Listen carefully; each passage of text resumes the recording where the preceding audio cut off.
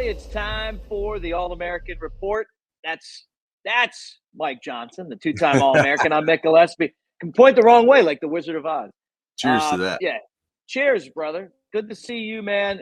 Here we are closing in on game week, Bama and Georgia, and we're getting into this matchup that I think all of us really are excited about seeing. And, now that we're closing in on kickoff, your thoughts on Kirby versus Kalen DeBoer?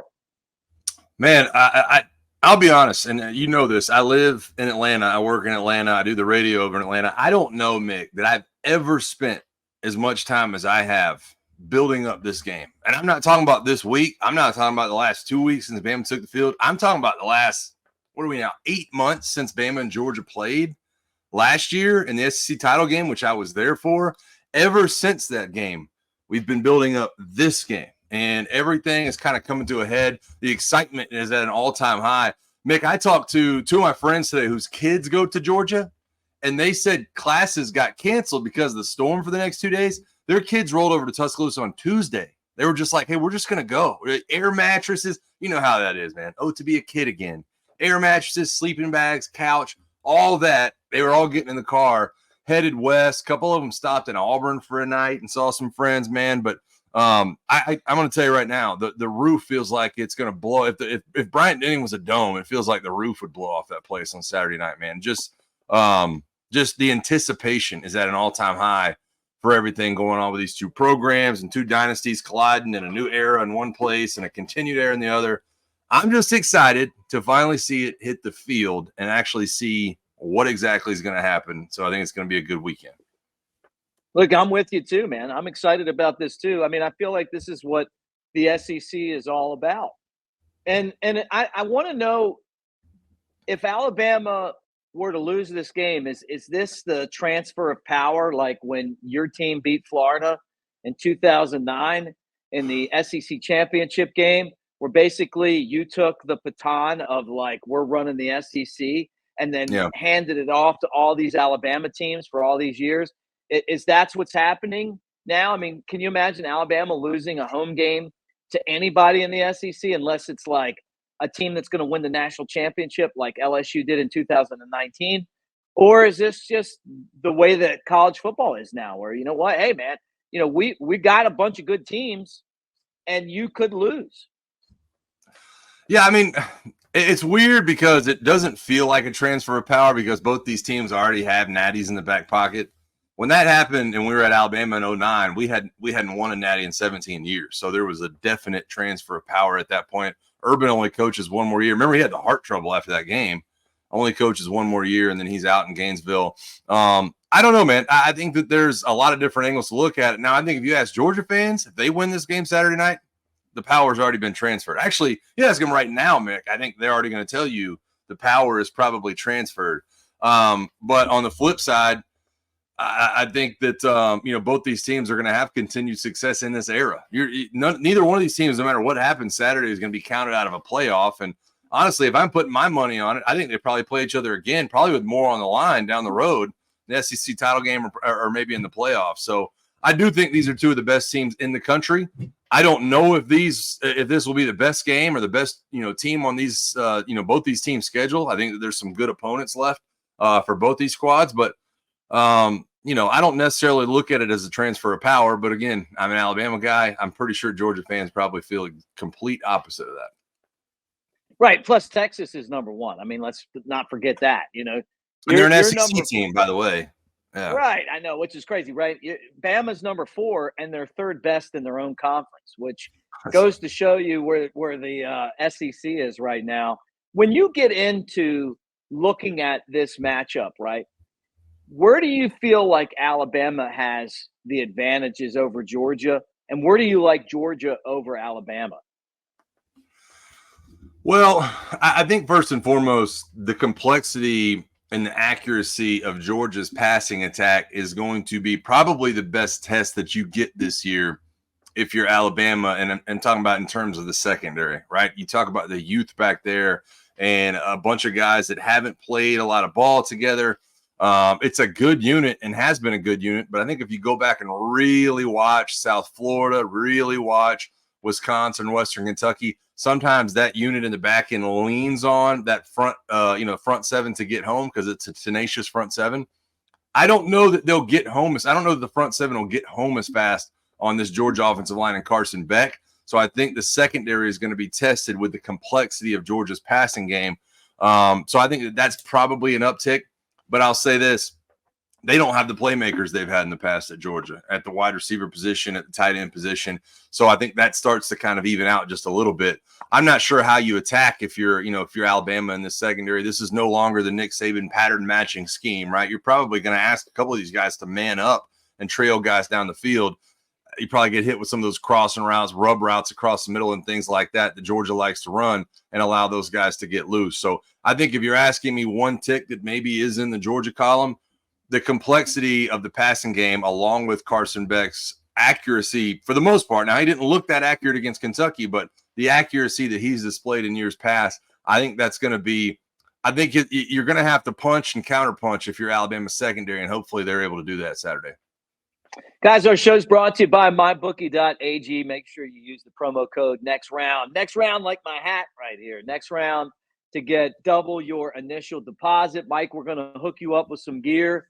You can tell I'm in the Next Round studios, so I'm going to go in there. I'm going to go in there and see if I can pull some strings because I want you to looking stand on the table for me in there, Mick. I want you. Hey, first of all, find an extra large hat because I have a big dome. All right, and go in there and tell them, listen, get some tall sizes mixed into that as far as the T-shirts go. I'm not taking no for an answer. I think I'm going in and I'm going to ask Reed about that right after the show. The other thing, guys, is that get it done. Let's get it done. CoverCrimson.com. Be part of what we're doing, man. We're building this thing. We're building it for you guys, Alabama fans. So swing over there. $1 right now for a month. Try it out. Hang out with us. Or the annual subscription, you get the Cover Crimson T-shirt. Mike doesn't even have one of those yet. We're going to get you one, Mike, but you don't even have one yet. What size I need to ask him. Do I need to send my subscription money in order to get a freaking T-shirt? You know what I mean? Yeah. We need to get you geared up for Atlanta. All right, Mike. Justice Terry, one of the most sought after players, defensive lineman out of the, in Georgia, was supposed to be at the game on Saturday. Now he's got a high school game on Saturday because of the hurricane. You guys are right in the path of the hurricane. So be safe there, man. I mean, just kind of digressing a second, but it's you're not going to get the brunt like the people down on the coast, but you're going to get a ton of rain and flooding. Yeah, you know what I think we're going to get in Atlanta, and we're going to get like a tropical storm. And it's kind of crazy. As strong as it is, it's going straight through Atlanta. I mean, the path of it is going straight through downtown Atlanta as we speak. And obviously, I'm just north of town in Sandy Springs, so I've already got the generator out and kind of pumped up and ready. I got some extension cords ready to go. My neighborhood is notorious for losing power during storms because we got tall pine trees all around us here in Georgia. So. Yeah, man. Obviously, me. My family's all down in Pensacola. My wife's family's down in Destin. Know a number of people down there. So with you having your folks down and on the coast as well, hopefully anybody that's watching this down there, you guys can stay safe. Everybody, honestly, in the Southeast can stay safe because it's scary stuff for sure. Yeah, man. Everybody in Fairhope and I guess we're kind of out of the path. Pensacola too. Destin, those definitely going to be in there, but the coming right up near Tallahassee, we're thinking about you guys and praying for you because we know this is going to be a bad one. Let's get back to some football. I don't think the weather's going to affect this game for Alabama, but it's definitely going to be a factor for teams across the country and maybe even Georgia's travel. Oh, there's no doubt about it. And Kirby Smart was kind of asked earlier this week, Mick, about do you think it'll affect the game? He said, honestly, I'm just worried about travel because that's the one thing that can kind of take you. It's like you can only do so much during the game. You put your 7-stud cleats or whatever else you have going on. Maybe practice with a wet ball during the week. I don't know that it's going to rain, but definitely I think Kirby is probably most worried about the travel right now and making sure that no matter what happens, they can get there, whatever their routine is, get a walkthrough before they leave Friday or whatever else they have going on. Because it's obviously dangerous to fly in that kind of weather. So I don't know what kind of contingency plans they've made, but I think that's definitely the biggest part of this. When you just take football into account, is making sure that both these teams are able to stay on schedule. But I think the further you kind of wait on it, and obviously this being a Saturday night game kind of helps in that aspect, but further you wait on it, the more hopefully this weather clears out and kind of gets out of the picture. Mike, I'm going to tell you where I think this game's going to be won or lost, and you can kind of jump in on this and tell me your thoughts. Alabama has been 80% or better scoring touchdowns in the red zone. I give that credit to Jalen Milroe. People have been critical of Milroe. Some of us love Milroe like I do. Maybe it's because we bonded and I threw the mullet further than him at the mullet toss. Maybe it's because the guy's out busting his ass on these NIL deals, getting money for Alabama. Maybe it's the fact that the guy's like Derrick Henry running, and then he's like Tua throwing the ball deep. He's definitely got a unique skill set. But I'm in his corner. We get in the red zone, and it's going to be tough to figure out how to stop Alabama, because you got to worry about the backs. You got to worry about the pass. Now you got to worry about him running. And Alabama has scored a ton of touchdowns. We haven't even seen this Lou Groza kicker much because we haven't had to do it. Bama on third down is also excellent. And that's a change from where we've been. We've been average, a little bit above average. We're excellent now. Georgia is average at third down, and they're scoring, but they're also kicking field goals. I feel like that is, if Alabama's defense can hold them to field goals and Bama continues to convert on third down and score touchdowns with an even turnover battle, I think Alabama wins.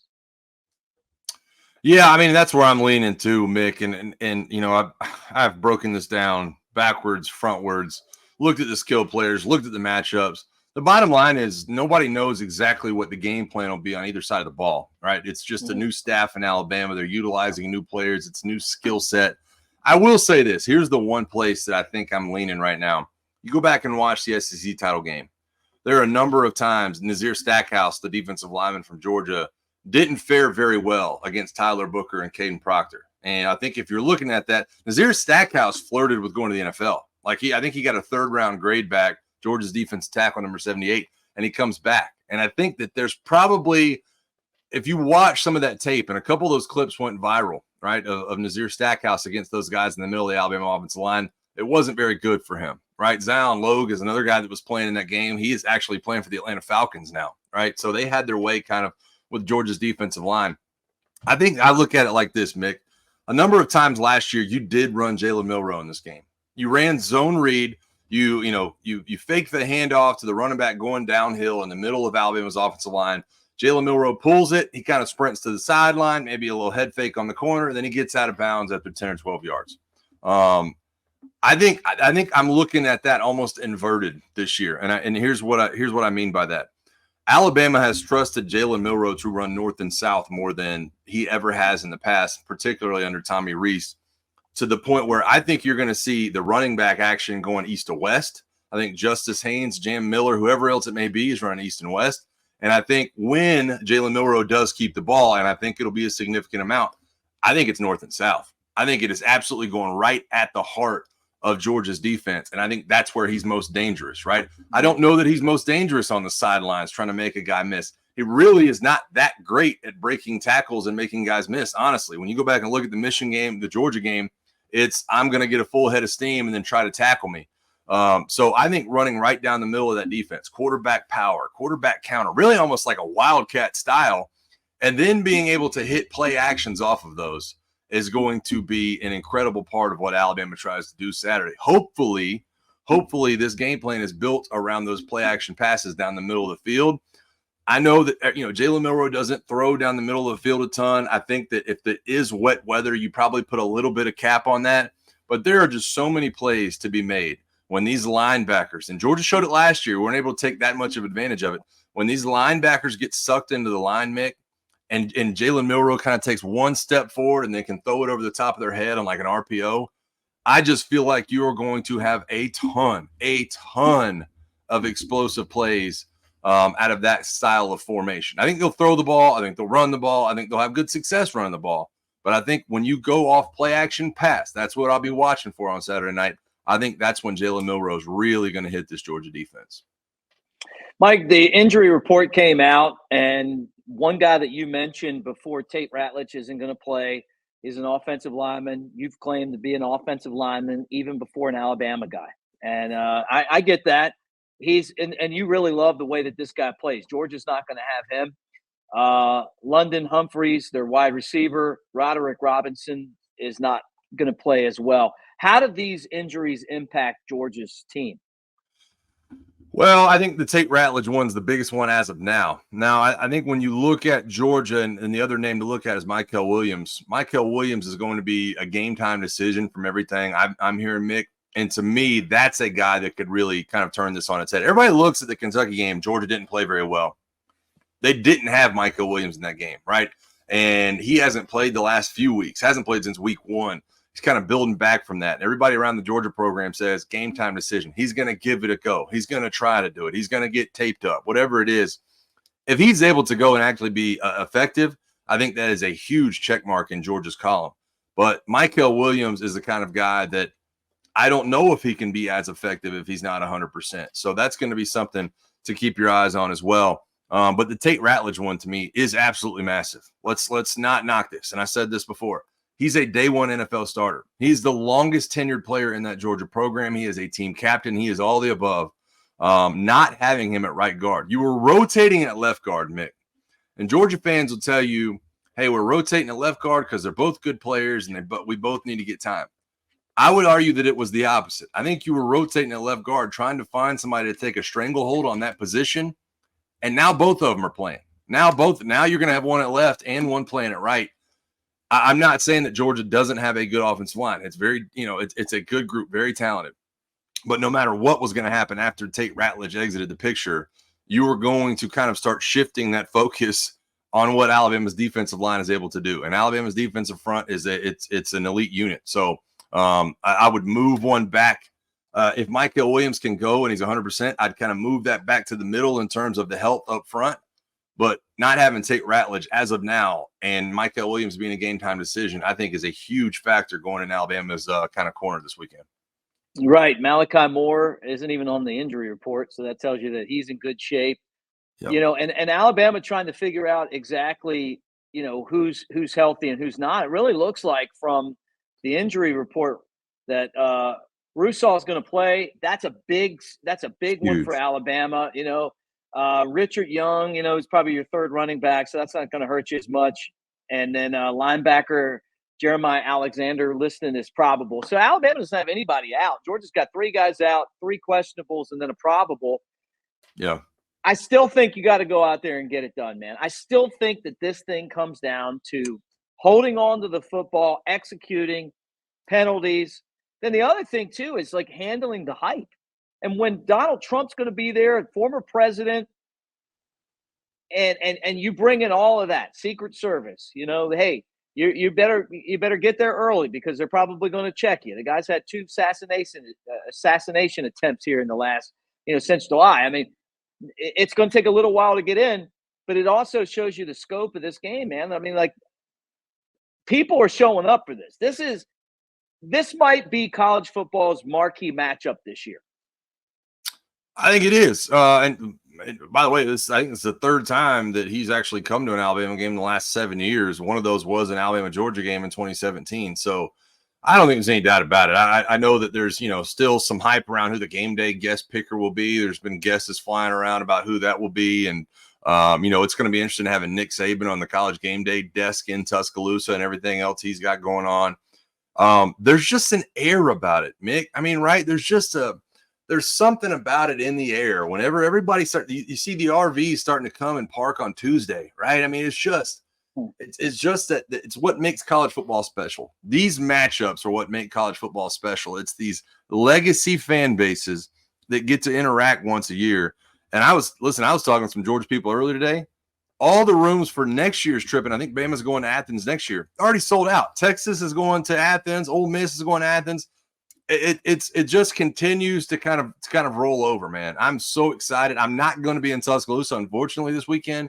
But, man, I still get that good old-fashioned feeling just knowing what's happening in Tuscaloosa and the excitement around this game. It's what we love this sport for. Except now with this playoff, teams aren't as afraid to play big games. And then you add Oklahoma and Texas to the SEC, and you have more. I mean, that's going to be that season ticket next year, unless Lane Kiffin goes to Florida, right? That's going to be a hell of a season ticket, man. When you got Bama coming, and you got Texas coming, you got Ole Miss. So that'll be a lot of fun. All right. Give me your prediction. Break this thing down. You got a couple minutes here left on your show. You tell me how this thing's going to go down on Saturday, what to look for, what to expect, and give me your final score. Well, I think that when I really look at it, first of all, I think Georgia's probably going to come out on fire. I think they're going to play with a lot of emotion. I think there is a number of, like Carson Beck is one of those guys that kind of mentioned this when he came back. Unfinished business, right? That was a guy who could have probably, possibly been a top 10 pick last year. You look at all the quarterbacks that were flying off the board last year in last year's draft, 6 of them or 5 of them, whatever, in the top 12.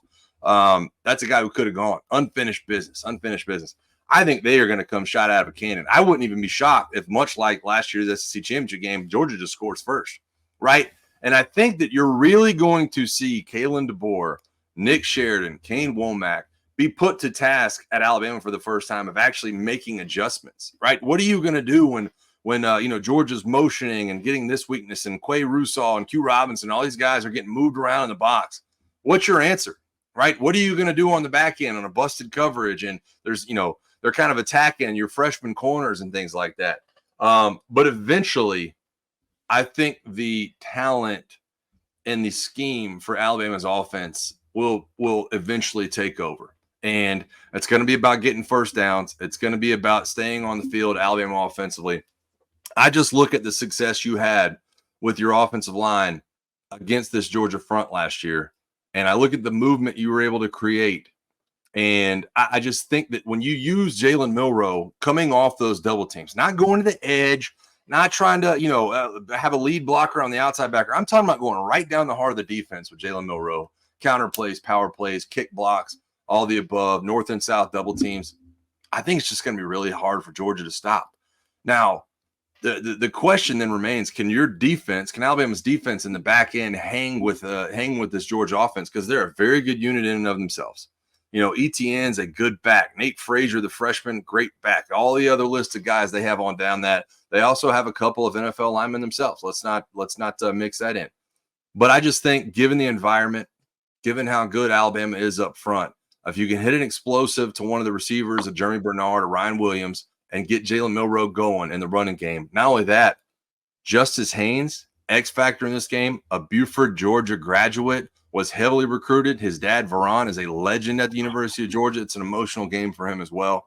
I think you start to get this snowball rolling downhill if you're Alabama and you smell blood in the water and you know that what you're doing is taking Georgia's front out of the game and they can't stop it. Then you hit the explosive down the middle of the field. I think that this is a tight game for a lot of it, Mick, and here's what I think happens at the end. You remember last year, Bama was ahead by 14 or whatever it was, and Georgia kind of scores late. The final score looks a lot closer than the actual game was. I think it's flipped. I think what you're going to get is you're going to have Bama up by a score, and they're going to go into 4-minute mode at the end of the fourth quarter, and I think they're just going to run it down Georgia's throat like nobody has in the last 4 or 5 years. I think they're going to run it down Georgia's throat. I think the middle of this offensive line is going to take it over. And I think in the end, in the fourth quarter, inside of 1 minute left, Bama scores that end of the game touchdown, goes ahead by 10, goes ahead by 14. I'm calling for Bama 31, Georgia 21 to get it done Saturday night. I think that's going to make Georgia fans sick, but it is what it is. That's actually, if I was scouting Ohio State, Michigan, that's what I would tell you is going to happen in this game. Cheers to you, buddy. Hopefully we're having some big beers on Saturday night. Roll Tide, man. Yeah, look, if DeBoer can figure out a way to get this win, the guy, he's arrived. And I know, like, it's a long season and all that stuff, but it just proves that the guy's here. Now, look, what I'm saying is that recruiting-wise, everything that you're out there selling, Georgia's a great team. They don't lose often. You beat them. I'm not saying they're going to win the national championship. They're going to run the table or anything like that. I'm just saying you have arrived. Like, you're there. You got your signature win. And now it's just, hey, look, let's get to the college football playoff and see what we can do. The guys in Tuscaloosa to win a national championship. And if you can beat Georgia, you can beat anybody in the country, I think. Listen, I'd love to go ahead and let's go ahead and put his statue up. You can knock that out in year one. Yeah, right. I will say didn't this. Larry Coker do that? Didn't Larry Coker do that? I don't know. I mean, Nick Saban did that. I mean, they put the statue up after his first national title. So, but what I'm saying is, like, when Larry Coker was at Miami, didn't he win one like right off the bat? But it was like Butch took over. Yeah, something like that. Yeah. So I'm good with that. Here's what I'll say though, and I have to throw this in because I think that journalistic integrity kind of takes over. I think if Bama loses, right, and I think there is a particular way they will lose. I just mentioned it. I think the personnel you have in the middle and everything you can do with Jalen Milroe and every way you're going to attack Carson Beck, that has me saying Bama by double digits, right? If Bama gets into penalty mode the way they did against South Florida, where it's just one after the other, that is what is going to turn this game on its head. Because no matter what you think about Kirby Smart and the personnel and the game plan and everything else, they start getting helped by penalties along the way. Kirby Smart's team is not going to have a ton of penalties. It's just not. Like it's exactly how Saban's team played, back in 2012. I know.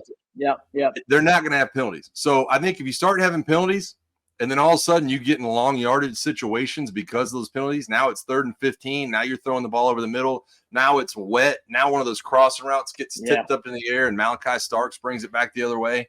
I think that is what will keep this game close. But I think if you remove that, then I think just looking at personnel and schematically, I think it's Bama's game to win. It's a home game. It's there for the taking. I think Georgia is ripe with the injuries and everything else to be knocked off at this point. So, but like I said, I have to put that caveat in there because if Bama does lose, I don't want anybody coming back at me. Well, you said it's the penalties and or the turnovers that will result in that kind of thing for me watching that.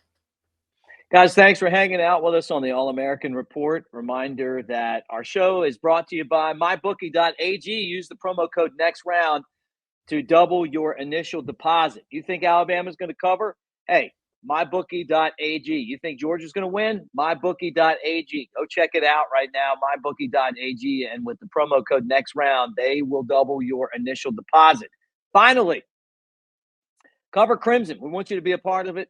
Go to covercrimson.com and make sure you sign up. $1 right now just to be a part of it. You guys want to send super chats? Man, take that money and put it in Cover Crimson. And if you really want to be, you really want to be part of what we're doing, instead of the super chat, go over there and do the annual subscription. You get the Cover Crimson t-shirt with it as well. For Mike Johnson, I'm Mick Gillispie. We'll talk to you guys next week. Roll Tide.